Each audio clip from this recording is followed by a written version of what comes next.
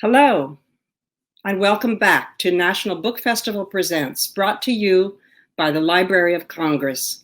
My name is Marie Arana, and I am the very good fortune of being the literary director of the Library of Congress, which is the largest cultural institution in the world. I have the great pleasure today of introducing a truly fascinating program about poetry and the ways it can profoundly address questions of identity and deeply personal ways of looking on the world. Our guests today are two poets who bring very different perspectives to their work, and yet their poems resonate with those same questions: identity, biculturalism, ancestral heritage, belonging. This program represents the final installment of our series, Connecting the World with Words. Our two poets today are Kimiko Hahn, the Japanese-German-American author of 9 books of poetry, including The Artist's Daughter, The Narrow Road to the Interior, Toxic Flora, Brain Fever, and most recently, Foreign Bodies, just published this year. And appearing with Kimiko is Rajiv Mohabir, a Guyanese poet of Indian origin, whose poetry collections include The Taxidermist's Cut, The Cowherd's Son, and most recently, a translation of the work of early 20th century poet Lal Bihari Sharma. That book is titled I Even Regret Night, Holy Songs of Demerara. Moderating their discussion is a very gifted friend of the library and a dear personal friend of mine, Ron Charles, prize-winning fiction book critic of the Washington Post. Kimiko, Rajiv, welcome to the virtual Library of Congress. Ron, over to you.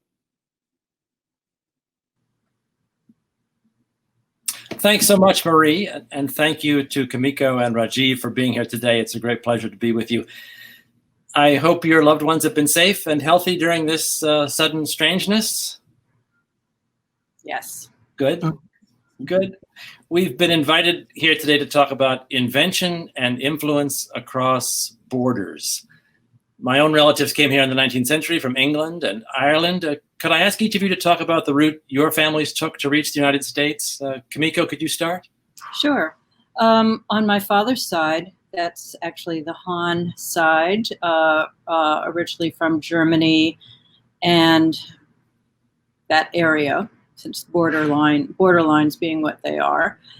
So mostly a German area, probably about 4 or 5 generations ago. And he settled into the Midwest, and my dad was born and raised in Milwaukee. On my mother's side, my 2 grandparents were born in Hiroshima Prefecture, farming area, and they immigrated to Hawaii, eventually to Maui, where they worked on the plantation.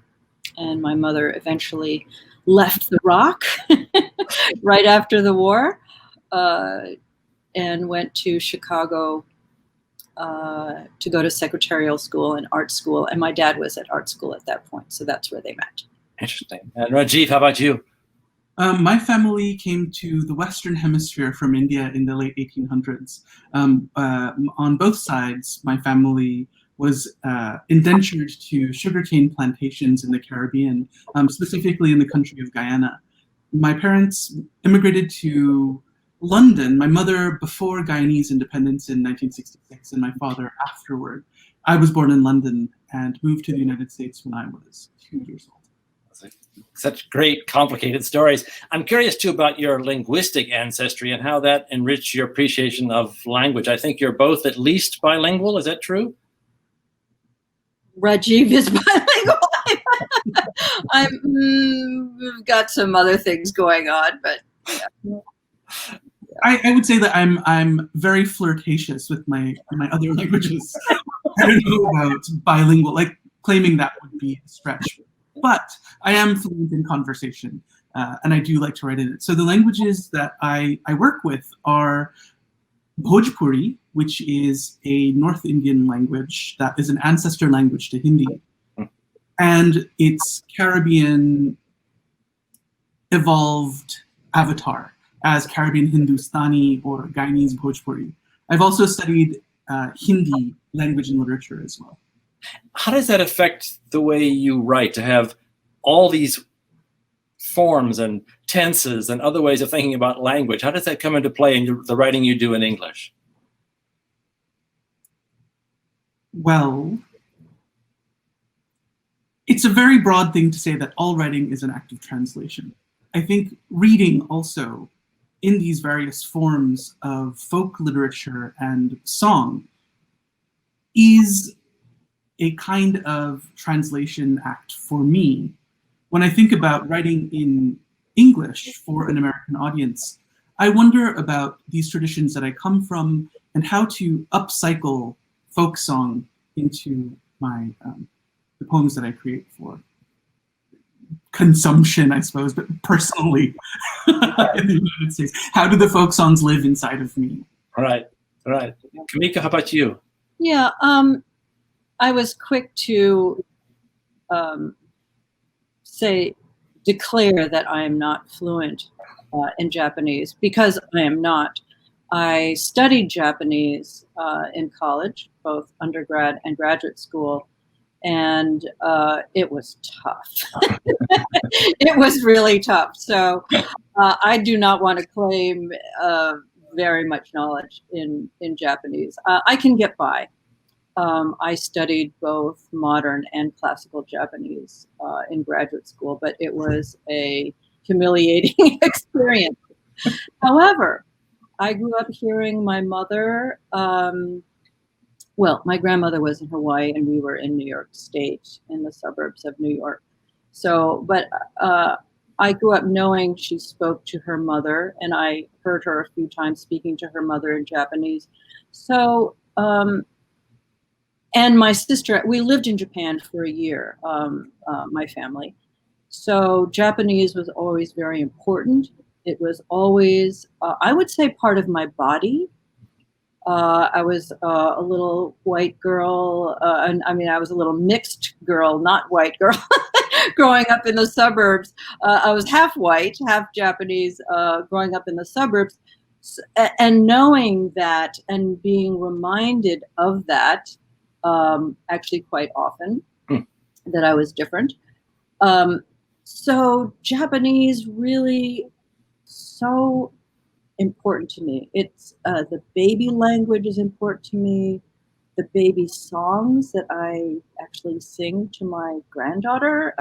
So it's very much a part of my body, and I've made it my business, so to speak, and my pleasure to use that in my work over the years. I've also used my vulnerability, my inadequacy as subject matter, because I claim that, I claim, or I at least admit to that humiliating experience of not being able to speak, not being able to take pop quizzes in graduate school and do well. But the stories and the poetics are super important to me, especially because Japanese women had so much to do with the formation of Japanese literature. So that, not only personally, but from a feminist point of view, which is also personal, has been tremendously important to me. We're going to talk about that at the end when we get to the pillow book. Okay. I want to ask you both about a very problematic, significant metaphor in American mythology, which is the melting pot. Ah, yes. It's an old, pernicious idea in this country, older than I thought. It was first used in the letters from an American farmer in 1782, so it goes way back to the start of America, to the United States. Did you find yourself negotiating with that metaphor, and how did you learn to push back against it? Well, I've heard the other metaphor, which is the mosaic metaphor, which I think is probably the closer one that we use popularly. I mean, I'm of mixed origin, so in that sense, I am personally blended, but I've never felt completely blended, if you will. I mean, I've always felt an outsider no matter where I go. So that's personal, and it's also a way I look at things socially, especially now. Right. What's going on? It's a mosaic, even within one so-called group or community. It is not homogeneous, if you will. Right. It's not melted down. No. Rajiv, just when we started, something that's used for war purposes, right? We're going to melt down this silverware to make bullets or something. I don't know. Yeah, that's perfect. Rajiv, just before we started, Kimiko kindly sent me an essay in which you spoke about chutney music and chutney poems, which is just such a great corrective metaphor to the melting pot. Can you talk about that and what that means to you? Yeah, thank you. Thank you for this. And I think about this idea of the melting pot and how it standardizes everything. And what it really wants is for the vibrancy of our diversity to be, just completely squelched. Yeah. And so chutney as a metaphor, I coming from a Caribbean space, which is creolized in its own kind of theory for the blending of cultures. Chutney then emerges in this space where all of the constituent flavors inside of the chutney and chutnification process really make it so that you can taste the individual flavors of, let's say, the cumin and the mango. However, you cannot divorce the cumin and the mango, whether it is in eating a seed of cumin or in the mango itself. They have permeated all kinds of boundaries, and the contact zone then becomes one place while maintaining the integrity of the original. So it's kind of beautiful and additive. And in that way, when you say that Japanese as a language lives inside of your body, this is one of those ways that I understand that. And it resonates for me because in my house, Bhojpuri and Caribbean Hindustani was not spoken. My grandparents all spoke it, but Bollywood music was very much alive in my home. And it lives in my body as well in this chutneyed kind of way. Okay. Now everyone's going to be hungry. Yeah, that's true. You both write so beautifully and intentionally about the complex interplay of cultural influences. Was there a point at which you realized or came to understand that assimilation was a kind of silencing that you could effectively refuse, that you wanted something richer, something that embraced your various cultures? Was there like an artistic moment when this came to you that you can articulate? Ooh, large question. Sort of going back, really scrolling back to your earlier question about my background. Oddly, my father, who was the German American, he was very enamored of Asian culture, what was called in the 40s and 50s, Oriental culture. My mother, on the other hand, rejected her background as a Nisei, as a second generation, as many Japanese Americans did during and after the war. Mm-hmm. So it was oddly through my father's interest that we came back to my mother's culture. And I also grew up, of course, in the 60s and 70s when cultural identity and Black power and yellow power and all of that was really fomenting and burgeoning and blasting open in the most glorious ways.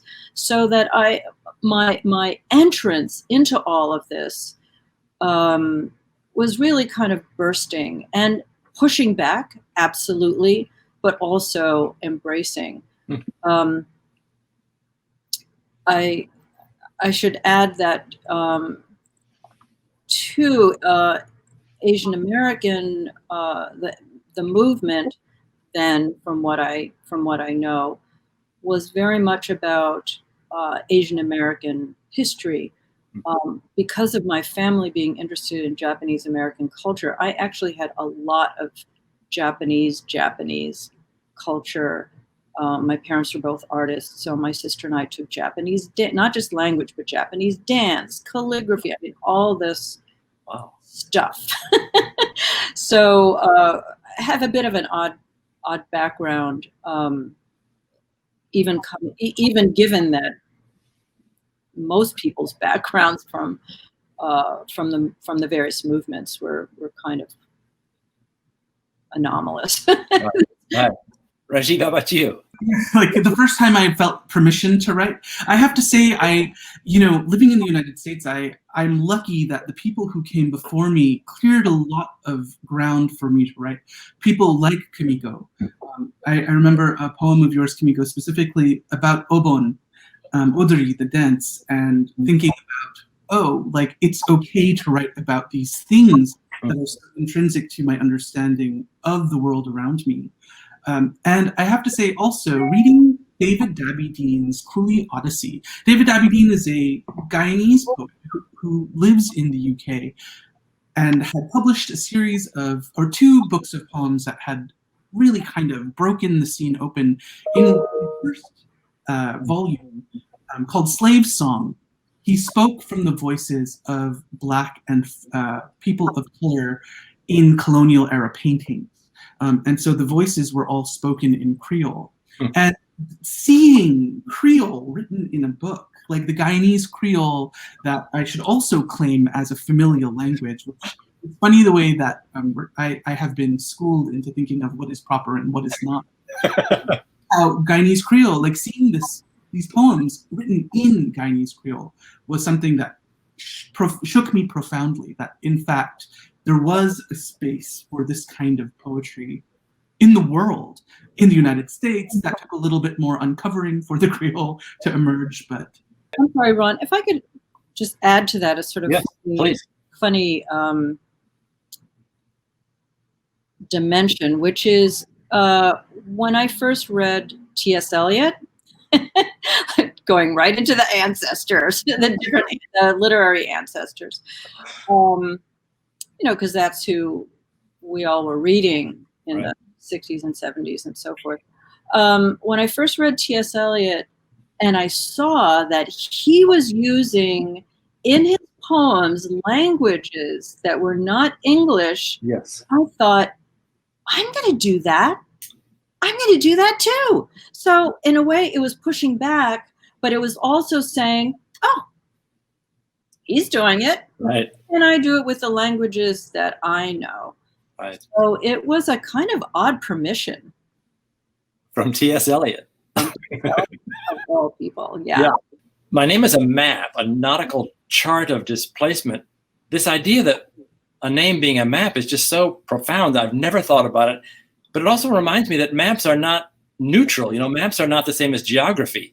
Maps lead and mislead in particular determined ways, I mean, we create maps to shape the world. Yeah, and I think of like that as well in terms of a map being something imprinted on the skin, whether it's color, it's epigenetic memory, it's migration that never ends. My family has been on the move since the late 1800s, and we are still moving. I just moved to Boston a year ago. But also thinking about the kind of political orientation of a name and what name I choose to use when is also a way for me to employ the mask to my benefit. Kimiko, in your new collection, Foreign Bodies, you have a poem called Ashes. What do her ashes know? Is such a powerful phrase and so central to our discussion today. Could you talk about that metaphor in terms of how we feel about ancestors, how they persist? First, I should talk about another literary ancestor, Emily Dickinson, and how I learned to take an object from reading her poems and give that object agency. So what do her ashes know? I might have come out with that line without reading Emily Dickinson, but probably not. What is death? Which is a lot of what I've been thinking about since my father died a couple years ago, especially. And also, what does it mean when one's parents or relatives die? What happens to their history? I have things I never asked my mother, or Right. father for that matter. Sure. And now I'll never know. I just won't. So what do they know? What will I never know? Maybe I'll have to make those things up. Right. It just addresses the immigrant experience so directly. I mean, the way the poem mourns and cherishes, the way it celebrates your mother while acknowledging her absence, that seems to me very central to the immigrant experience. Well, that's probably very central to all my poems, actually. Mourning and celebrating. Yeah. Maybe Rajiv too. The language plays into this too. You write, he, your father, shoved her away with direct objects, which suggests, of course, physical violence, but also the way language, the way grammar is used to intimidate, to silence, to put people in their place who don't speak like us, who don't speak correctly, that sort of thing. Yeah, absolutely. Well, and language play for me, as much as Japanese has been both a part of my body, but also something that I can't completely feel comfortable with, and maybe English too, honestly. Always worrying that my grammar's incorrect when I'm speaking at a faculty meeting because they're watching and listening. Oh yes, my train of thought. Anyway, language and language play, and also how unstable language is, has always been a feeling, an abiding emotion, a reality, and also subject matter. Right. How slippery and unstable language is, and play. I mean, if it's gonna make trouble for me, I am gonna play with it. I'm a hipster. Can you talk about this lovely, surprising last line? She doggedly showed granddaughters how to graft flowers. First, explain the botany behind that in case people don't know what that means. Oh, grafting is when you, I believe, take the limb of one tree, for example, and graft it onto another tree. So you might have a white dogwood, and you graft on a white dogwood limb, so you'd have a hybrid dogwood. That hybridity. Right. So it becomes something else. That last line was originally sift flower, FLOUR, and I realized that was too literal. I had taken all these lines come from the earlier sections. Right. That was too literal. So I wanted to play, have some trickster fun at the end. Nice. Yeah. In the interest of time, we should move to, a few days ago, we asked you both to pick a poetry ancestor that you both share, which I think is such a wonderful idea. It's such a lovely assignment. I hope you enjoyed it. Yeah. And I don't know how you did it, but you both came to the Pillow Book. Tell us about, first, how you decided. I mean, how did the two of you ever find a poetic ancestor? But then tell us about this particular book, this remarkable ancient book. I have to start by saying that I actually came to poetry through Kimiko as a teacher of mine. So in some ways, if we think about genealogies of poetry, like I am very much, descended of Kimiko in this. So we would have common ancestors. Yeah. That's nice. Yes. Although I didn't say, okay, Rajiv, we're gonna use something that I like. Oh no. No, I know. I'm having fun. In fact, I think it was me that said, "Oh, what about?" Really? Actually, it was you. I was thinking about what has mattered in your life over the years. Everyone from Muriel Rukeyser on and earlier, and so we actually tossed around different names of poems and books and writers. And yeah, and Rajiv said, hey, let's go much earlier. Yes, let's go much earlier. Yeah. Now bring us up to speed on this world classic, 1,000-year-old book. 1,000-year-old book. She was writing during a time when women were writing in, they were not permitted to write in Chinese, which is what the educated aristocracy was doing, which is to say the men were writing in Chinese, and they were writing very stilted poems by then. The women who were not permitted to write in Chinese, or not taught in any case, were writing in their own language. And so it was very full-throated, very full of energy. So the women were the dominant writers at that time. And Sei Shonagon was writing these snippets and handing them around and showing them off. And that's how a lot of writing was circulated, from what I remember from graduate school. You know, in the 1950s, the Pillow Book of Sei Shonagon became a kind of beat classic. So it's had an interesting diaspora of its own. Yeah. It's just remarkable that it survives, that we have it at all, I think. It is. It's remarkable that these snippets or scrolls or books or what have you have come to us, and it's a big collection. So, but that's how much the Japanese value her work. Very personally relevant in the kind of lists that emerge, you know, squalid things and yes. You know, that turn my stomach and things that don't turn my stomach. we were able then to kind of see an interiority written in the poet's vernacular, which is astounding. It's this idea of being given permission to write about the things in the world that we interact with. From what I understand, her life that she wrote about was very much you know, contained within the walls of the court. And so, you know, some people would look at it and be like, oh, this is flippant. Well, you know, this idea of, you know, the things that are flippant can also have political velocity, like the Pillow Book, you know, which grants women interiority, and in the 1950s, how important this is for American poetic movements too. Right. Yeah.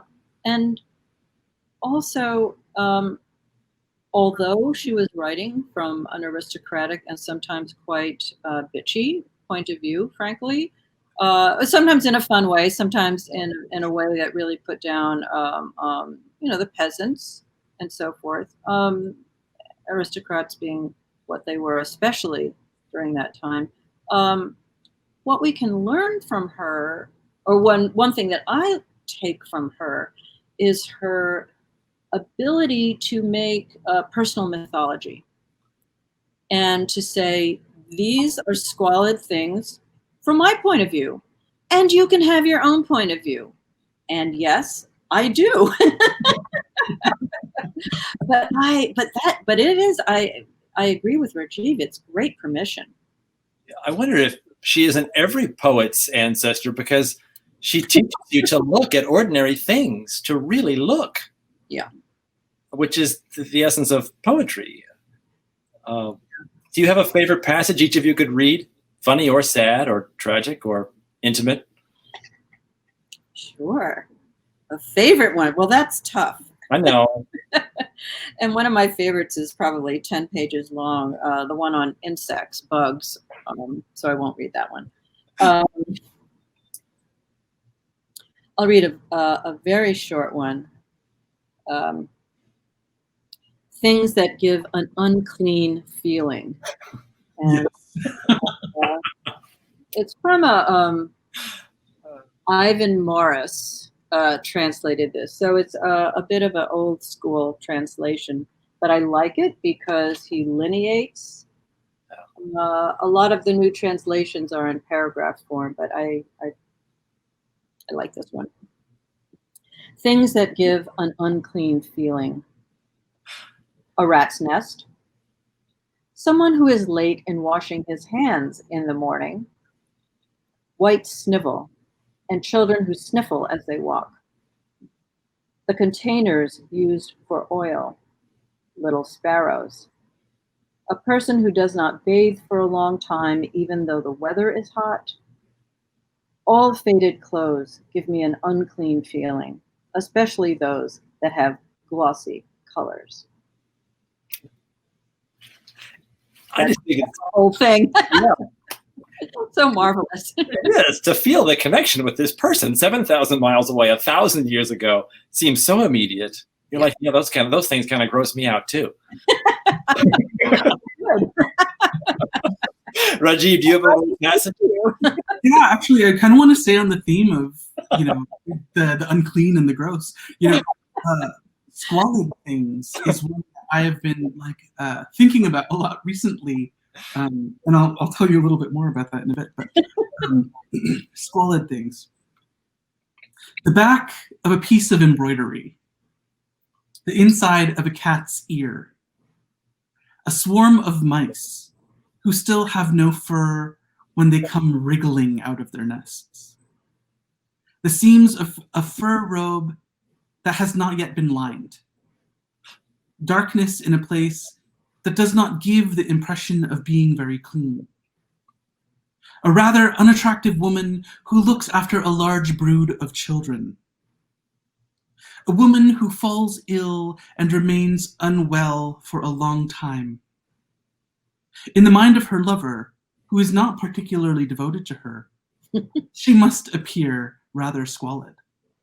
And so I've been examining my cat's ear for the last week or so since I've revisited this book.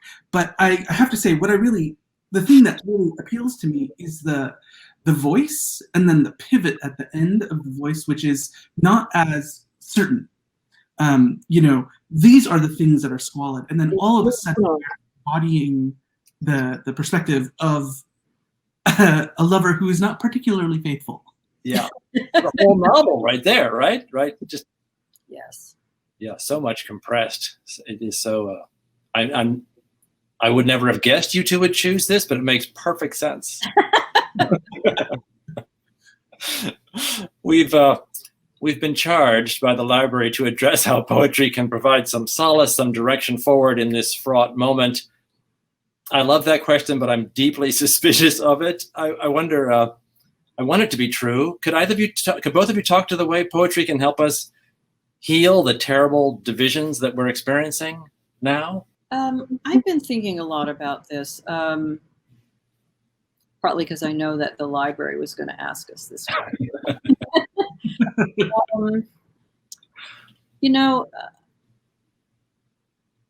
I think that poetry reflects what is going on internally, both for individuals and communities, and also reflects what's going on externally, right? Whether it's theme or tone,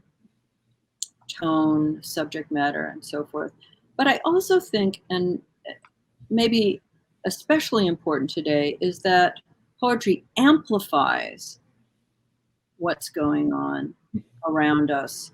And for people who read poetry or listen to poetry, or for people who don't, and to suddenly have this available, I think is remarkable and important. And a lot of poetry organizations think that, oh, well, it's our mission to bring poetry to the people. Guess what? It's already there. So it's a matter of us listening, bringing our poems out, listening to other poems, other poets bringing their poems out. Grassroots organizing and poetry just goes hand in hand. And I think poetry amplifies what's going on. Nice. Yeah, I love that. I love what you say, Kimiko, because I do feel as though, when we look at the signs of protesters, and the chants, we listen to chants of people marching in the streets, they're rhyming couplets. It is the space of poetry. Dreaming a better world is the space of poetry. And I think that, like, on a personal note, poetry can be transformative in this way too, in that connecting with the subconscious mind can betray whatever kind of biases we have. And if we can be honest enough with ourselves to really do the work of interrogating, the deeply wrought anti-Blackness that circulates in our communities, and connecting with that, we can then see the spaces that we need to work on personally in ourselves. Like, it's like Mahmoud Darwish said, I went to poetry to change the world, but only to come to find that I have myself been changed, in fact. So, with that also, I think that, it allows us the space of really flirting with cognitive dissonance. Nice. Yeah. It's been such a pleasure talking to you both. I'm so glad we had this time today. Thank you so much, Ron. And Rajiv. Thank you. This has been a presentation of the National Book Festival Presents, sponsored by the Library of Congress. Thank you for joining us.